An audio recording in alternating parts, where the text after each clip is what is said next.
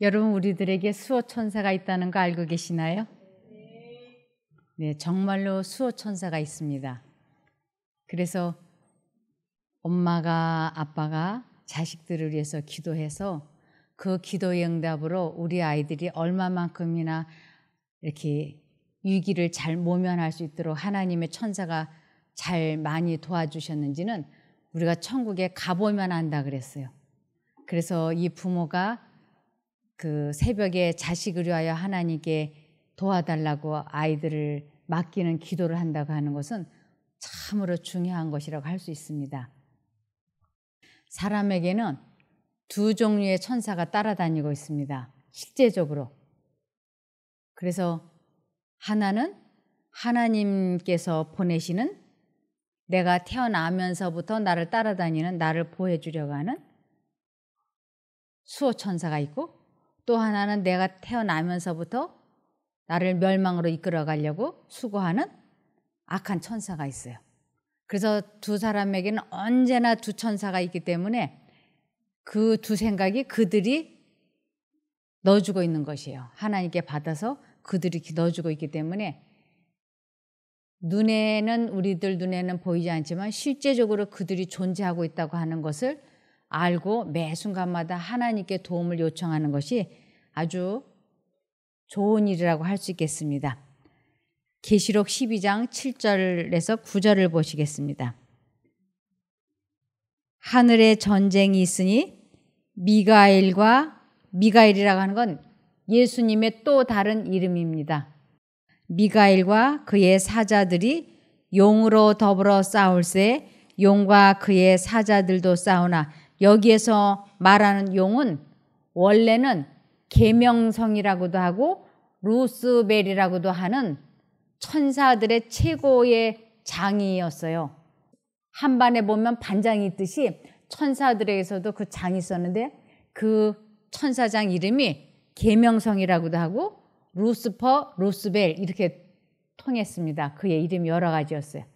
그런데 그가 하나님과 예수님과 예수님을 따르는 선한 천사들과 또 이 계명성을 따르던 악한 천사들이 편으로 나뉘어져서 예수님을 따르는 천사는 3분의 2, 그리고 이 루스벨을 따르던 천사는 3분의 1. 그래서 그들이 하늘에서 전쟁이 났어요.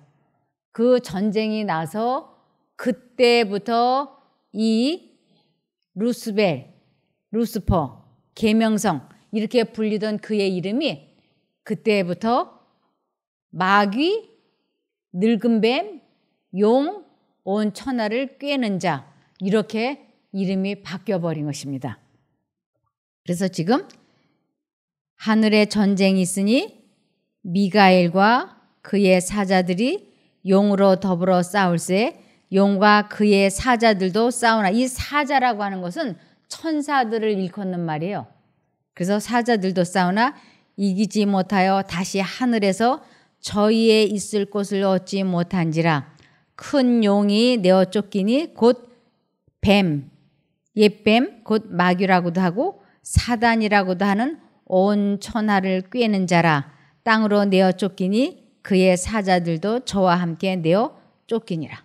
그래서 이 땅이라고 하는 것은 이 지구를 의미하는 것이에요.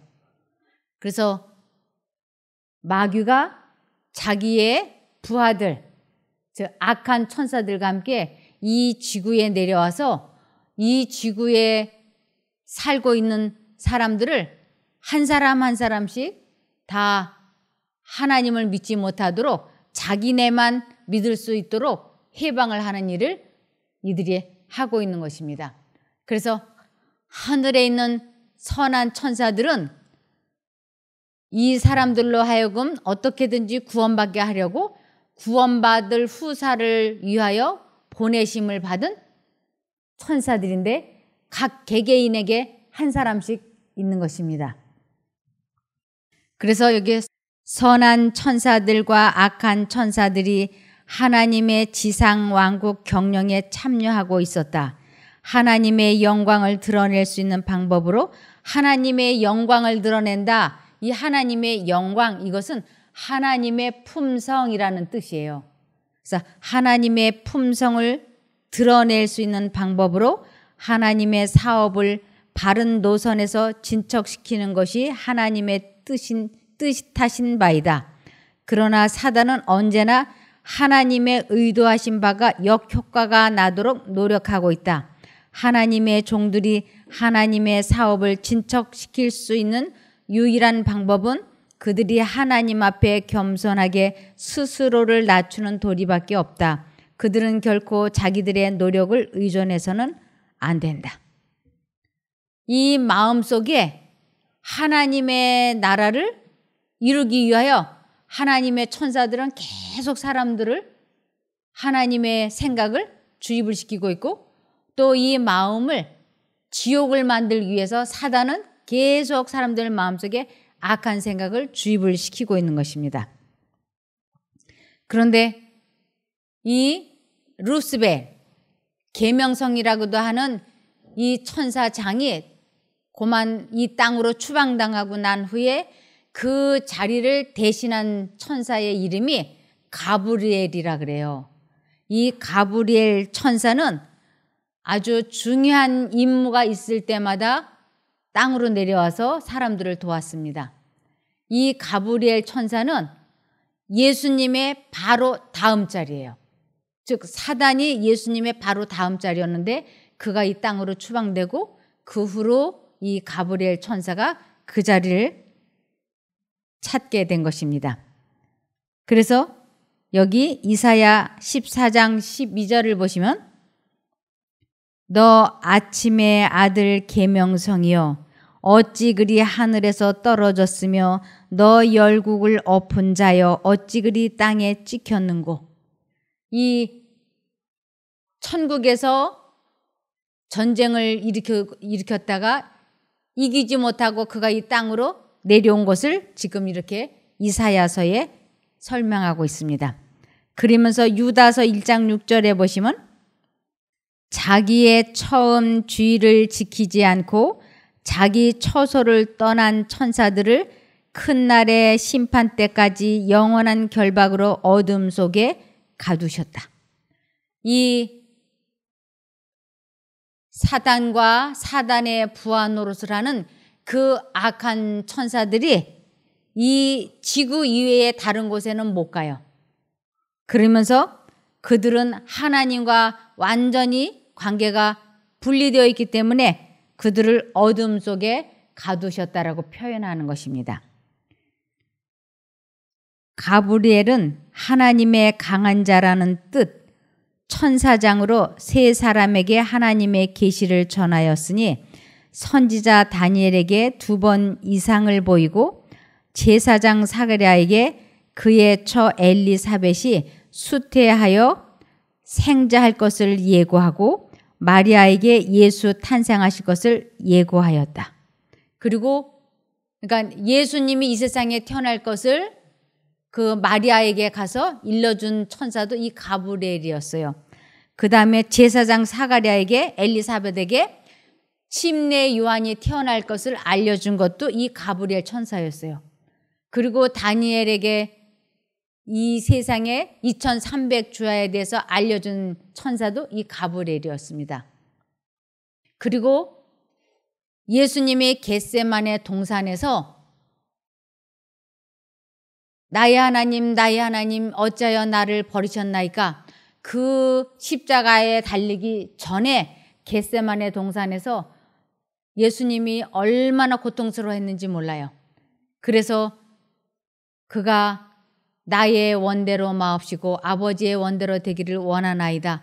그 마지막 결심을 하고 예수님이 기절했을 때 가브리엘 천사가 내려와서 예수님에게 천사보다 사탄보다 아버지 하나님이 능력이 크시기 때문에 당신을 틀림없이 부활시키실 거라고, 그러니 꼭 십자가에 죽는 그것을 잘 하라고 힘과 격려를 주었던 천사도 이 가브리엘 천사였습니다.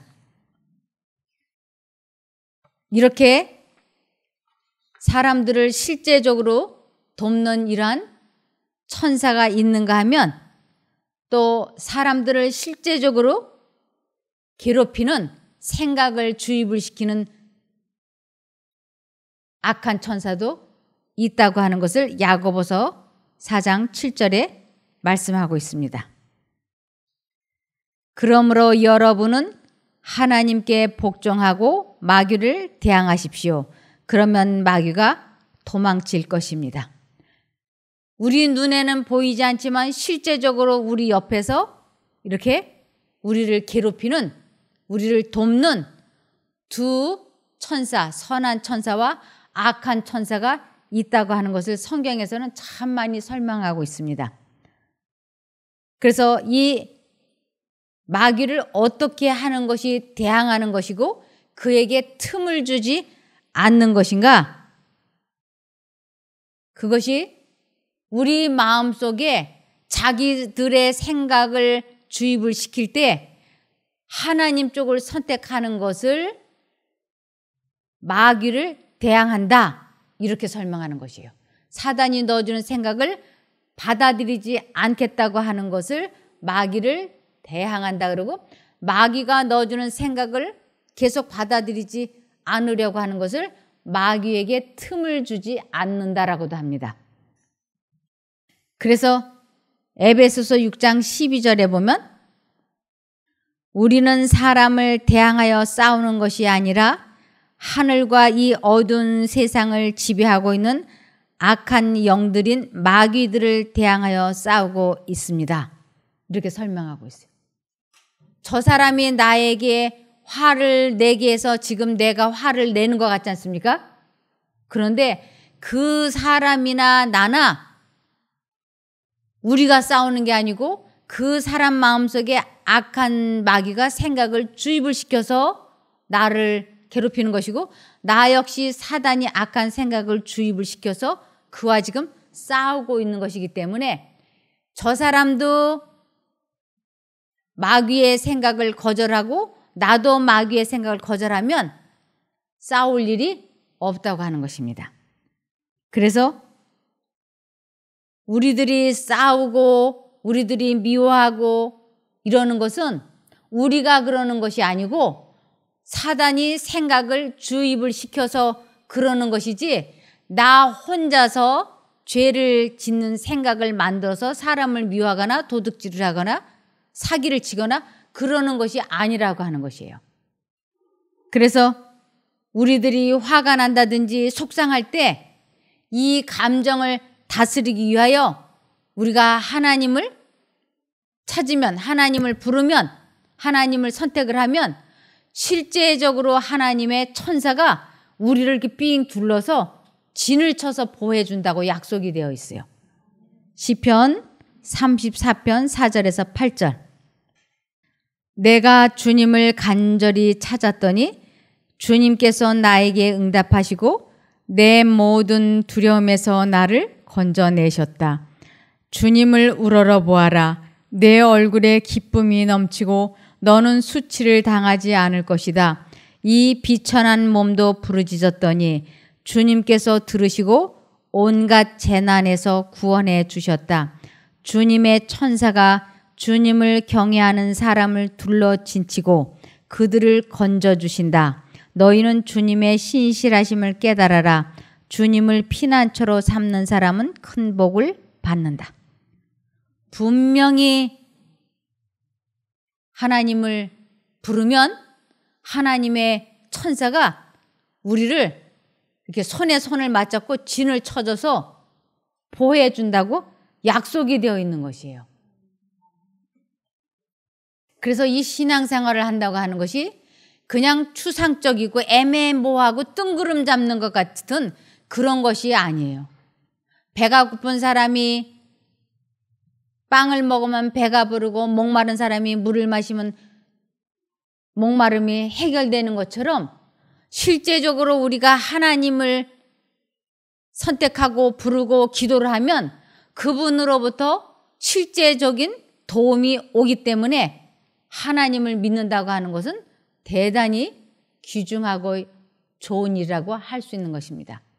그런데 이러한 것을 모르면 교회를 다니기는 다니는데 아무런 도움을 못 받는 것 같이 생각이 되는 것이에요. 그래서 사단은 교회를 다니면 자꾸 어디에다가 사람들의 관심을 쏟게 만드냐면 하나님 잘 믿으면, 하나님께 복을 많이 받으면 부자 된다는 것에다 초점을 맞추게 해주는 것이. 그래서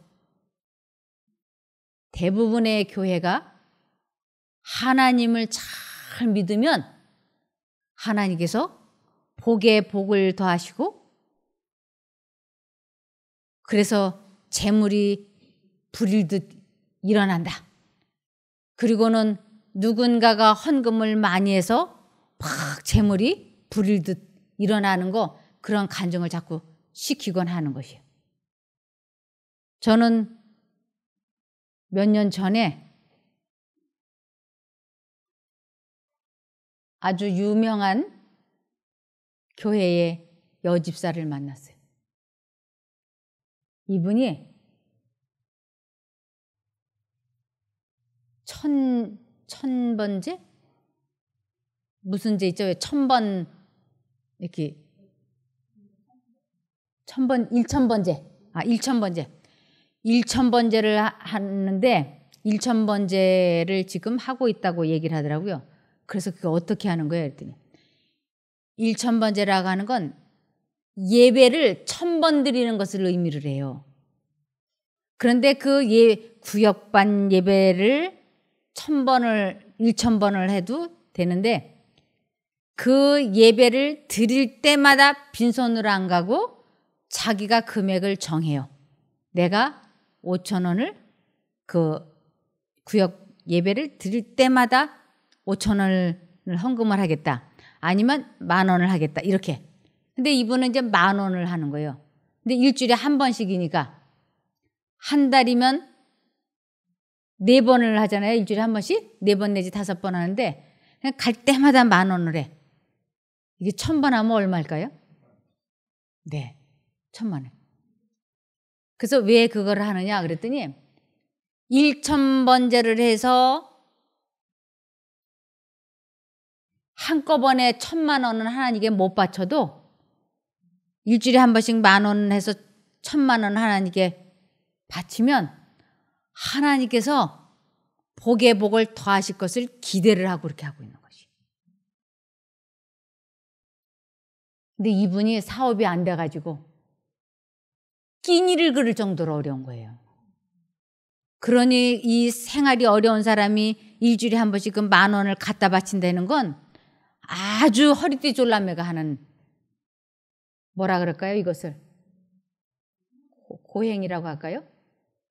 그래서 제가 그럴 필요 없다고. 하나님께서는 우리들이 돈을 드리고 안 드리고 그런 것과 관계없이 우리가 하나님을 매 순간 선택을 하면 하나님께서 지혜를 주시고 보호해 주셔서 자연스럽게 경제가 펴지게 도와드린다고. 그런데 이분은 자기가 벌써 1년 이상을 1000번제를 드리기 시작을 했기 때문에 포기를 못한다는 거예요. 얼마나 정성을 들이는지. 그러면서 그 교회에 특징이 있는데 봉투에다가 구멍을 큼지막하게 뚫어놨어요. 중간에다가. 이거 왜 구멍을 뚫어놨을까요? 배춧 잎사귀가 보여야지 된다는 거예요. 전 처음에 그 얘기를 듣고 설마 그랬어요. 안 믿었어요. 제가. 아무리 사람이 이 흰 봉투 가운데다 구멍을 뻥 내가지고 거기다 1,000원짜리 5,000원짜리 넣으면 안 돼. 배춧잎상 나는 10,000원짜리를 넣어가지고 하는 게 다른 사람들이 다 볼 수 있게 이렇게. 근데 실제로 갖고 와서 보여줘서 제가 본 거예요. 그래서 사람들이 하나님을 내가 새벽기도, 금식기도, 헌금봉사, 철야, 또 주차관리 이런 거 잘해야 하나님께서 복을 주신다고 생각을 하시고 맨날 하나님 복 주세요, 복 주세요. 구체적으로 복 달라는 얘기 하잖아요. 이번에 아파트 당첨 좋은 데 되게 해주세요. 이번에 아들 서울대학 들어가게 해주세요. 이번에 우리 딸 취직시험 잘 붙게 해주세요. 이것이 돈을 구체적으로 벌 수 있게 하는 기도잖아요. 그런데 하나님께서는 그런 것보다 더 중요한 것이 우리 마음속에 하나님의 생각이 들어올 때 하나님 쪽을 선택을 해서 죄와 싸워서 이기는 그것이 가장 중요한 것이라고 하나님께서는 말씀해 주시는 것이에요. 그런데 하나님의 원수, 사람의 원수는 사람들의 관심을 그러한 하나님 쪽을 생각하지 못하도록 이 세상 것에다가 관심을 쏟도록 계속 이 세상 것만을 생각하도록 마음에 기억나고 생각나게 한다고 하는 것이에요. 그래서 하나님만 바라보지 않으면, 이 바라본다라고 하는 것은 생각하다라는 뜻이에요. 그래서 하나님만 생각하지 않게만 하면 그것이 무엇이 됐든 사단은 성공하는 것이에요. 누군가를 미워하는 생각, 아니면 후회되는 생각, 아니면 죄책감, 분노, 좋지 않은 상상하는 거, 공상하는 거, 잡념, 이러한 것들로 마음속을 가득 채워가지고 하나님을 생각하지 못하게 하는 것이 누구의 일이냐면 악한 천사들의 일인 것이에요. 이 악한 천사들을 또 다른 이름으로는 귀신이라고 부릅니다. 그래서 이 악한 천사들을 귀신이라고 그러는데, 이 악한 천사들은 자기들의 그 목표를, 자기들의 행사를 사람들에게 감쪽같이 모르게 하기 위해서 자기들의 정체를 죽은 사람의 혼이라고 사람들에게 속이고 있어요. 그래서 일반 사람들이 귀신 그러면 죽은 조상들의 혼을 귀신인 걸로다가 속고 있는 거예요. 근데 죽은 사람의 혼은 아예 존재하지 않는다고 하는 것을 일반 사람들은 모르는 것이에요. 근데 죽은 사람의 혼인 채 하고 사람들의 꿈을 꾸게 하든지 사람들에게 환시, 환청을 보게 하는 것이 이 사단의 악한 부하들, 귀신들이에요. 그래서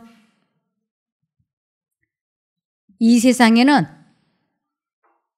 실제로 많은 사람들이 귀신이 들려 있는데 그것이 구체적으로 어떠한 장난인지는 대부분이 모르고 있는 것입니다. 여기 마가복음 1장 34절입니다. 예수께서 각색 병든 많은 사람을 고치시며 많은 귀신을 내어 쫓으시되 귀신이 자기를 알므로 그 말하는 것을 허락지 아니하시니라. 예수님께서 오셔서 사람들을 괴롭히고 있는 그 귀신을 내어 쫓으시면서 그 귀신이 예수님을 알까요? 모를까요? 어디서부터 알까요? 천국에서부터 알아요. 왜? 천국에서 예수님하고 같이 살다가 이 지구로 쫓겨온 귀신이니까. 그런데 예수님을 아는데 사람들에게 예수님을 악하게 표현하려고 하는 것이에요.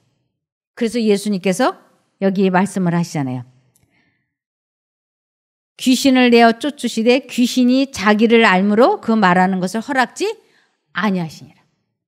귀신들이, 악한 천사들이 예수님에 대해서 말하지 못하도록 예수님이 제지하시는 장면이에요.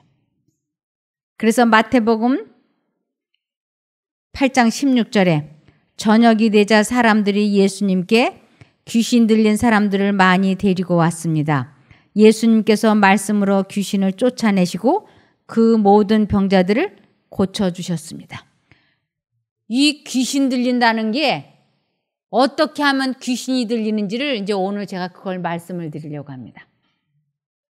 이 귀신 들린다고 하는 것은 사단이 넣어주는 특별히 사람을 미워하는 생각을 아주 지속적으로 넣어줄 때 그 생각을 지속적으로 집중적으로 하게 되면 귀신이 들리는 것이에요.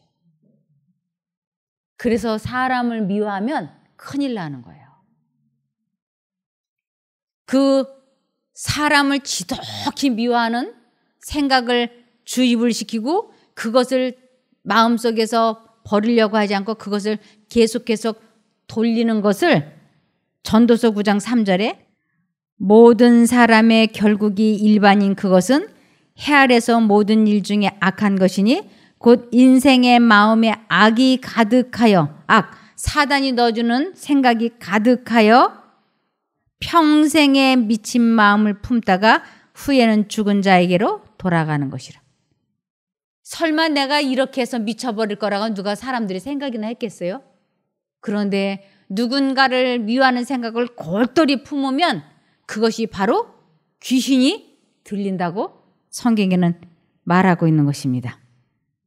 그래서 전도서 10장 2절에 보시면 지혜로운 사람의 마음은 옳은 일을 하는 쪽으로 기울어지고 어리석은 사람의 마음은 악을 행하는 쪽으로 기울어진다.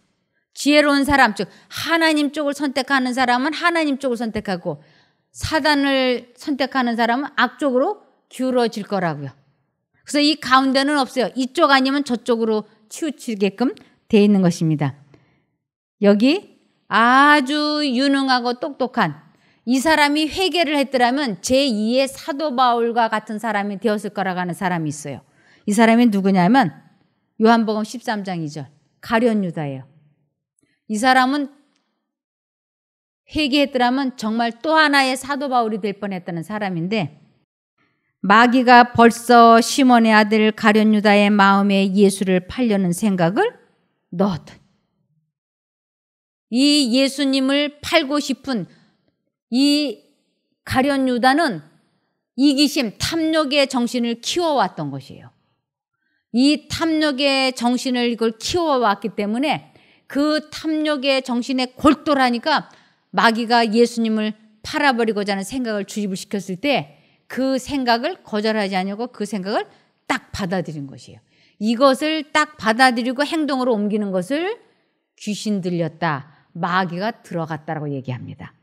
누가복음 22장 3, 4절 열둘 중에 하나인 가룟인이라 부르는 유다에게 사단이 들어가니 이에 유다가 대제사장들과 군관들에게 가서 예수를 넘겨줄 방책을 의논하매 이 가룟인이라고 부르는 유다에게 탐욕의 정신을 계속 주입을 시키니까 탐욕으로 정신이 완전히 기울어진 거예요. 그런데 예수님을 팔고 싶은 생각을 집어넣으니까 그것을 거절하지 않고 받아들인 것이에요. 그런데 예수님을 팔고 나니까 예수님이 재판받는 모습을 보니까 가룟 유다가 내가 잘못했다.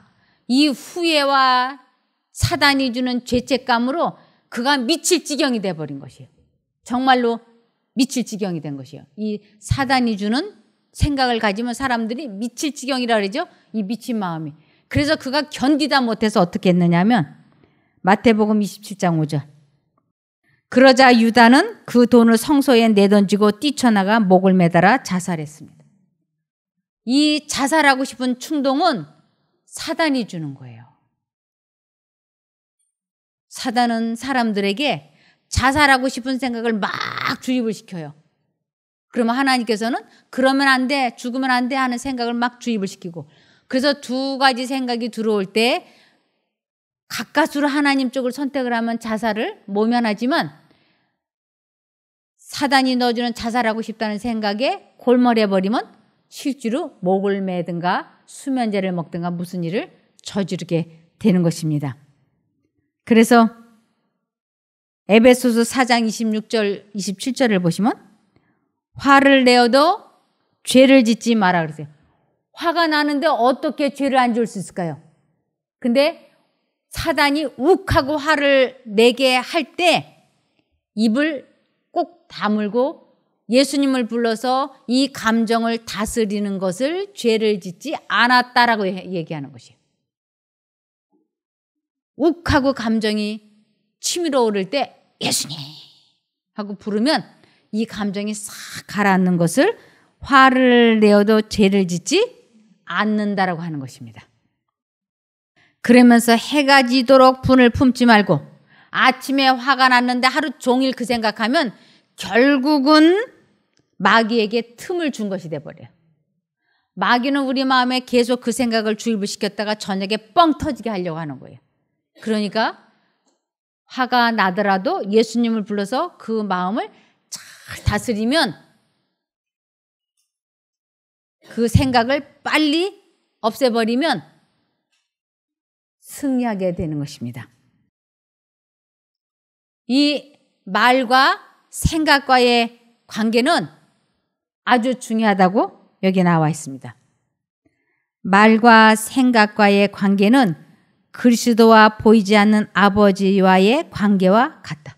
생각은 아버지 하나님이 넣어주셨고 말은 예수님이 했던 것이에요. 예수님은 그래서 자기의 생각이 없었던 것이에요. 아버지 생각이 들어오면 말하고 사단이 넣어주는 생각은 받아들이지 않고 그래서 예수님과 아버지는 하나였던 것이에요. 아버지 하나님의 생각이 들어오면 예수님은 그것을 말하고 그래서 우리들도 마찬가지예요.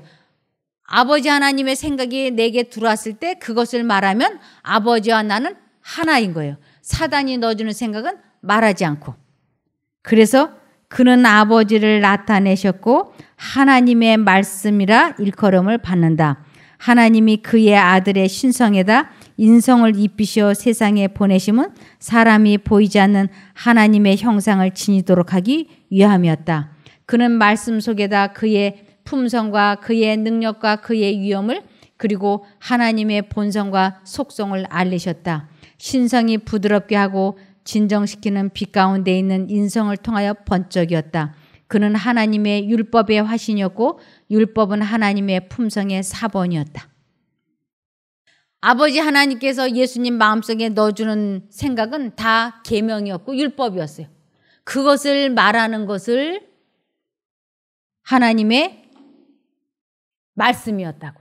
그래서 예수님은 아버지 하나님의 생각을 받아서 말하기 때문에 생각과 말이 하나일 수 있었던 것입니다. 갈라디아서 2장 16절. 그러나 우리는 사람이 율법을 지켜서 의롭게 되는 것이 아니라 예수 그리스도를 믿음으로 의롭게 된다는 것을 알기 때문에 우리도 그렇게 되려고 예수 그리스도를 믿고 있습니다. 그 누구도 율법을 지켜서 의롭게 될 사람은 없습니다. 하나님의 도움이 없이 내가 율법을 지켜서 의로워진다는 것은 불가능하다고 하는 것입니다.